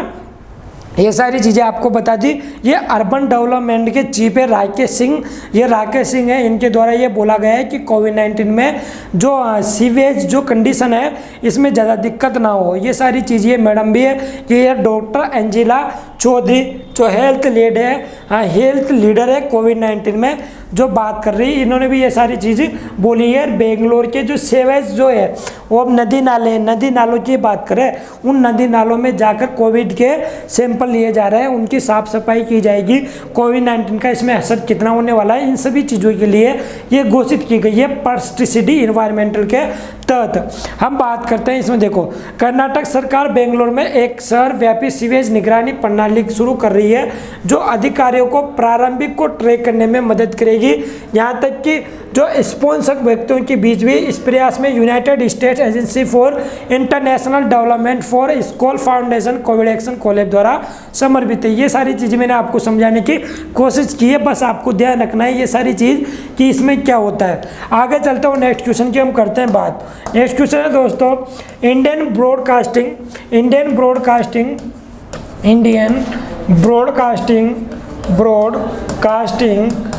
इंडियन ब्रॉडकास्टिंग फाउंडेशन का हाल ही में नाम बदलकर क्या कर दिया है। इंडियन ब्रॉडकास्टिंग का नाम बदलकर क्या कर दिया है, तो ये नाम बदलकर अभी हाल में इंडियन ब्रॉडकास्टिंग का कर दिया है IBDF। अब ये IBDF क्या होता है बताइए, IBDF क्या होता है। तो ये एक प्रकार का क्या होता है दोस्तों, इसमें क्या करेंगे कि जो इंडियन ब्रॉडकास्टिंग फाउंडेशन था IBF, इसका नाम बदलकर IBDF कर दिया। इसमें क्या होता था, टेलीविज़न में जो भी कार्यक्रम आते थे आपके, वो टेलीविज़न के कार्यक्रम आने से पहले जाकर चेक होते थे किस पर, इंडियन ब्रॉडकास्टिंग सिस्टम पर, ठीक है, फाउंडेशन पर। और अभी हाल ही में जो आपके द्वारा देखा जा रहा है कि नेटफ्लिक्स, अमेजोन, इन पर वेब सीरीज आती जा रही है, कैसे भी वेब सीरीज आ जाती है, किसी का भी कुछ नहीं लग रहा, लेकिन इसको चेक करने के लिए, इनमें अच्छी क्वालिटी प्रदान करने के लिए इसको चेंज किया गया है। और जो भी वेब सीरीज या जो भी नेटफ्लिक्स वगैरह में वेब सीरीज आ रही है, इनको अब कहाँ पर चेक किया जाएगा, IBDF में ये चेक की जाएगी। ये सारी चीज़ बोली गई है किनके द्वारा, तो ये बोली गई है दोस्तों इंडियन ब्रॉडकास्टिंग फाउंडेशन के हाल ही में इनके द्वारा बोला गया है। ये देखिए आप, IBF to be renamed as Indian Broadcasting and Digital Foundation, IBDF में इसको कन्वर्ट कर दिया गया है। और IBDF की हम बात करते हैं तो इसकी स्थापना 1999 में हुआ था और इसका पर्पज क्या था, रिप्रेजेंटिंग टेलीविजन ब्रॉडकास्ट, जो टेलीविज़न पर ब्रॉडकास्टिंग आती है उसको कैसे रिप्रेजेंट करना है, कैसे उनमें चेकिंग होती है, क्या क्या गलतियाँ उसमें निकाली जाती है, किस किस प्रकार का ब्रॉडकास्ट इनको लाइव करना है, ये सारी चीज़ें इसके तहत की जाती है। और इसमें जो भी कंप्लेंट्स वगैरह होती है, कस्टमर की, ये सारी चीज़ें इसमें ली जाती है। तो आपको इतना सा ध्यान रखना है कि IBF का नाम बदलकर क्या कर दिया, इंडियन ब्रॉडकास्टिंग का नाम बदलकर क्या कर दिया, इंडियन ब्रॉडकास्टिंग डिजिटल फाउंडेशन कर दिया है। आपसे क्वेश्चन पूछा जा सकता है। चलते हैं नेक्स्ट क्वेश्चन में और बात करते हैं इसकी। क्वेश्चन देखिए, बीते दिनों दोस्तों एक क्वेश्चन इंपॉर्टेंट रहने वाला है। बीते दिनों चर्चा में रहा भितरकनिका राष्ट्रीय अभ्यारण्य, भितरकनिका राष्ट्रीय उद्यान। अब भितरकनिका राष्ट्रीय उद्यान कहाँ है बस दोस्तों, तो भितरकनिका और सिमलीपाल दोनों कहाँ हैं, जल्दी से कमेंट बॉक्स में बता दीजिए। तो भितरकनिका और सिमलीपाल कहाँ है, उड़ीसा में। और ये उड़ीसा में है भितरकनिका। इसका अंदर, इसका अर्थ क्या होता है, इसका अर्थ होता है दोस्तों, इसका अर्थ होता है, एक सेकेंड, इसका अर्थ होता है दोस्तों अंदर से सुंदरता, अंदर से सुंदर अभ्यारण्य, अंदर से सुंदर अभ्यारण्य। जो भितरकनिका अभ्यारण्य है, इस अभ्यारण्य में अभी हाल ही में बात करते हैं तो उड़ीसा में अभी हाल ही में जो तूफान आया था, कौन सा तूफान, ये तूफान कहाँ से आया था, बंगाल की खाड़ी से। अब ये इस तूफान की बात करते हैं तो पहले बता दो इस तूफान के बारे में, बंगाल की खाड़ी से आया, नाम किसने दिया, ओमान ने। इसका अर्थ क्या है, इसका अर्थ है निराशा।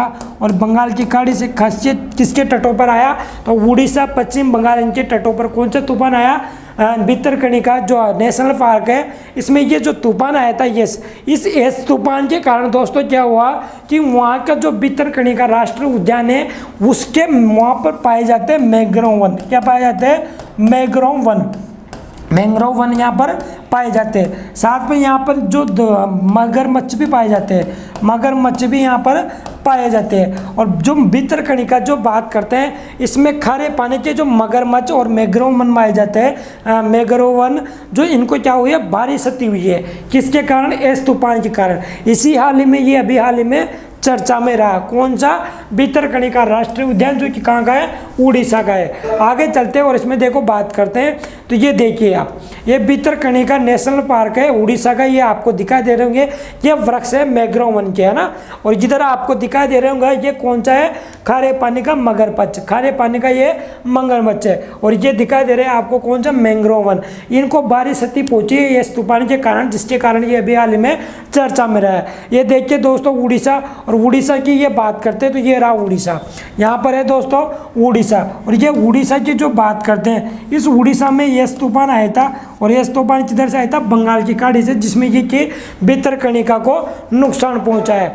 आगे बात करते हैं उड़ीसा की। तो ये दोस्तों गणेशी लाल और ये नवीन पटनायक, नवीन पटनायक जो कि वहाँ के सीएम है।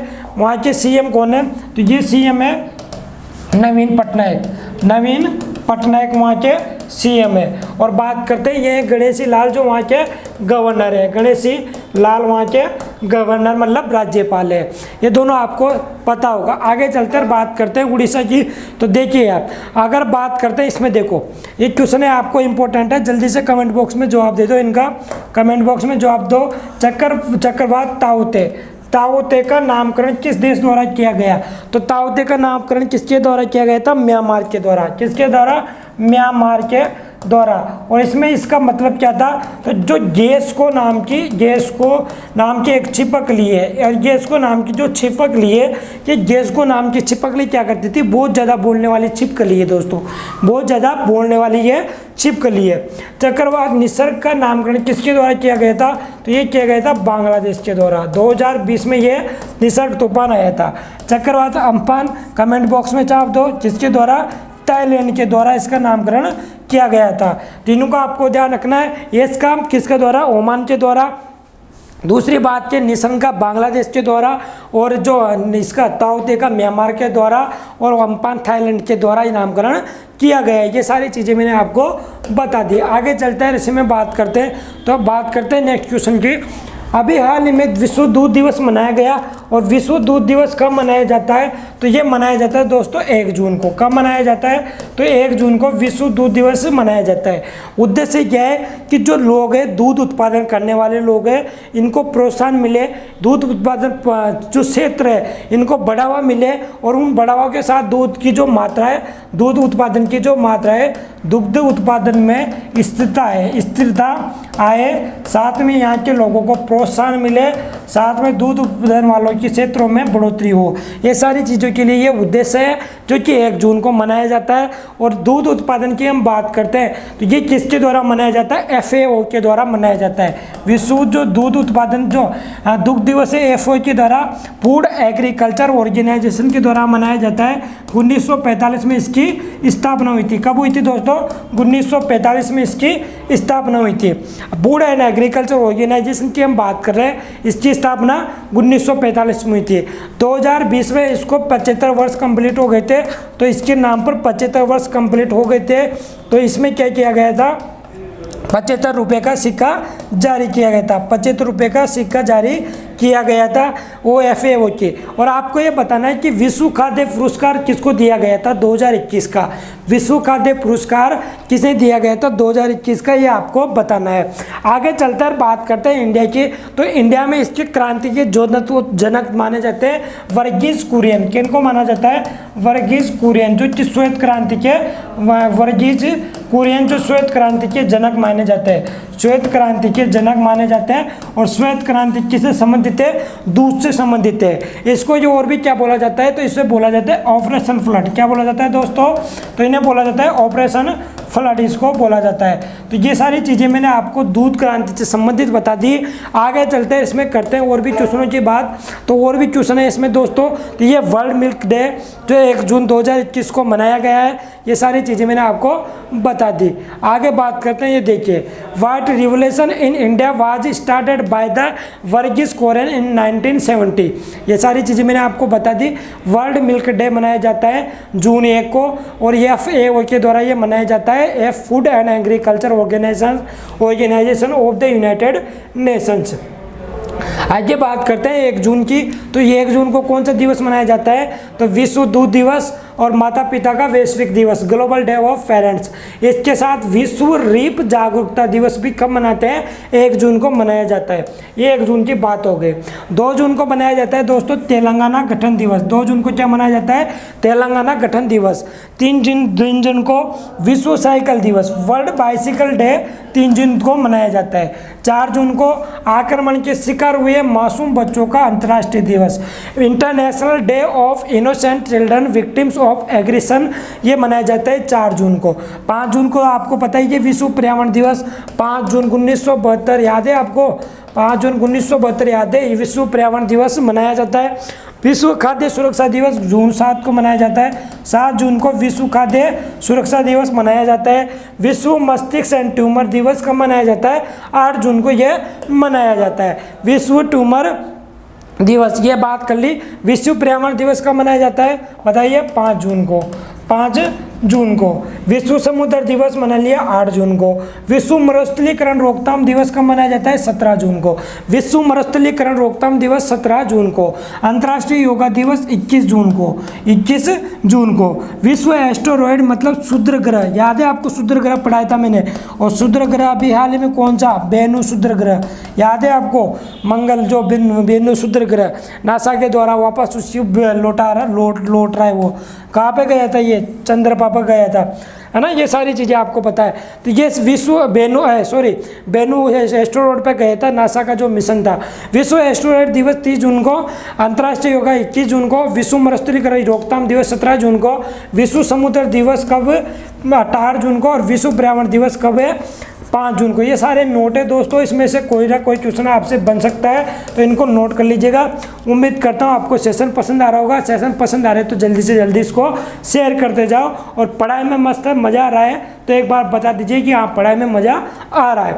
आगे चलते हैं और बात करते हैं इसमें। तो नेक्स्ट बात करते हैं दोस्तों लास्ट क्वेश्चन की। लास्ट क्वेश्चन है आज का, अभी हाल ही में किस राज्य की सरकार ने मुख्यमंत्री शिशु योजना, कौन सी योजना? मुख्यमंत्री शिशु योजना। अब ये मुख्यमंत्री शिशु योजना क्या है? तो ये वही शिशु योजना है दोस्तों। अभी हाल ही में क्या हो रहा है, कोरोना के कारण बच्चे अनाथ हो रहे हैं, तो इन अनाथ बच्चों के लिए 3500 रुपये पर मंथ दिए जाएंगे। और 3500 रुपये पर मंथ कौन देगा? तो ये सरकार देगी, असम। कौन देगी?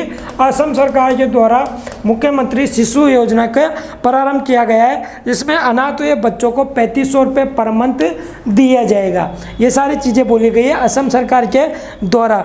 और असम सरकार की बात करते हैं, हम डेली बात करते आ रहे हैं। तो हेमंत बिस्वा शर्मा यहाँ के CM है। और यहाँ के जो राज्यपाल कौन है? गवर्नर। तो गवर्नर की बात करते हैं तो जगदीश मुखी यहाँ के गवर्नर है। ये सारी चीज़ें मैंने आपको डिटेल्स में चर्चा की हुई है। आगे चलते हैं, इसी में बात करते हैं। देखो आपको डिटेल से बताते हैं।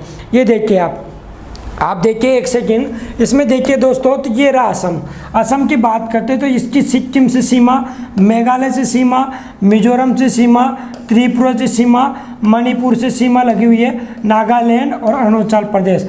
ये 7 सिस्टर्स के नाम से जाना जाता है, पूर्वोत्तर का भारत का हिस्सा है। और असम की बात करते हैं तो असम की राजधानी है दिसपुर।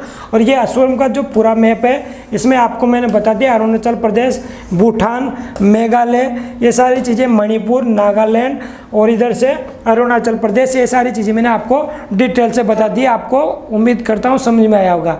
असम की राजधानी है दिसपुर। राज्यपाल जगदीश मुखी। हेमंत बिस्वा शर्मा। लोकसभा की सीट 14, राज्यसभा की सीट 7 और विधानसभा की सीट 26 ये है असम की पॉलिटी से रिलेटेड। यहाँ की हम नेशनल पार्क की बात करते हैं तो दोस्तों नेशनल पार्क कौन है? डिब्रू साइखोवा, काजीरंगा, मानस, नामेरी, ओरंग। डिब्रू साइखोवा, काजीरंगा, मानस, नामेरी, ओरंग। और काजीरंगा आपको पता है एक सिंह गैंडा के लिए ये प्रसिद्ध है। साथ के साथ में यहाँ पर 18 हाथियों की मौत हुई थी अभी थोड़े दिन पहले, तो इस कारण ये प्रसिद्ध है। तो आपको उम्मीद करता हूँ ये सारी चीज़ें समझ में आई होगी। और बात करते हैं आगे, तो ये सारी चीज़ें आपको पता लग गई। ये असम के नए मुख्यमंत्री के रूप में हेमंत बिस्वा शर्मा। और ये मंदारिन बतख देखें, ये मंदारिन जो बतख है, ये मंदारिन बतख यहाँ पर पाई जाती है असम में। नामेरी नेशनल पार्क मैंने बता दिया कहाँ पाया जाता है, असम में। ये सबका आंसर मैंने आपको डिटेल से समझा दिया। आगे चलते हैं, ये सारे नेशनल पार्क कहाँ हैं? असम में। क्षत्रिय नृत्य जो असम का एक शास्त्रीय नृत्य है, और ये शास्त्रीय नृत्य की बात करते हैं तो ये कहाँ का है? असम का है। जो की बात करते हैं क्षत्रिय नृत्य। अम्बुबाची मेला यहाँ पर लगता है कामाख्या मंदिर, कामाख्या माता का मंदिर है, कामाख्या माता का मंदिर है कहाँ पर? असम में। और यहाँ पर लगता है अम्बुबाची का मेला। ये सारी चीज़ें मैंने आपको डिटेल्स में समझा दी। ये यहाँ के हेमंत बिस्वा शर्मा और ये जगदीश मुखी यहाँ के। ये आपके लिए क्वेश्चन ऑफ द डे रहने वाला है कि बीते दिनों, एक सेकेंड, बीते दिनों चर्चा में रही लेटे हुए बुद्ध की भारत में सबसे बड़ी प्रतिमा है दोस्तों, है ना। प्रतिमा कहाँ पर स्थापित की जाएगी? तो लेटे हुए बुद्ध की अभी हाल में प्रतिमा लगाई जाएगी। ये कहाँ लगाई जाएगी? बुद्ध के बारे में आपको पता है, वैशाख पूर्णिमा निकल गई 26 मई को बुद्ध पूर्णिमा वो मनाई गई थी। तो अभी हाल में ये घोषणा हुई है कि बुद्ध की लेटी हुई प्रतिमा हम लगाएंगे। तो ये कहाँ लगाई जाएगी? बोध गया, लुम्बिनी, सांची या कुशीनगर। ये 4 ऑप्शन है, आपको कमेंट बॉक्स में देना है। जैसे ही सेशन खत्म होता है उसके बाद कमेंट बॉक्स में इसका आंसर आना चाहिए, और सबका आंसर आना चाहिए जितने भी मेरे प्यारे साथी ऑनलाइन है, लाइव देख रहे हैं। तो सब देखे, सब इसको नोट करके आप आंसर देना। ये सारी चीज़ें मैंने आपको बता दी और इसके बारे में हम बात कर लेंगे साथ के साथ में। ये सारी चीज़ें आपके डिटेल्स में, और ये सारी चीज़ें आप नोट कर लीजिएगा। आपके लिए कोई भी इंक्वायरी होगी तो आपकी मैं नोट करूँगा। Thank you. Like, share, comments बिल्कुल ना भूलें। यूपीएससी प्रीलिम्स, आरएस प्रीलिम्स और साथ के साथ में रेलवे, एनटीपीसी और बैंक, एसएससी के लिए ये सेशन लिया जा रहा है आपका करंट अफेयर्स का, जो कि मॉर्निंग से सैटरडे तक प्रत्येक सोमवार से शनिवार तक 8 बजे को ये लाइव सेशन रहता है। और संडे को आपको पता है स्पेशल करंट अफेयर्स की जो रिवीजन क्लास होती है वो संडे को रहती है। थैंक यू दोस्तों, love you all, thank you.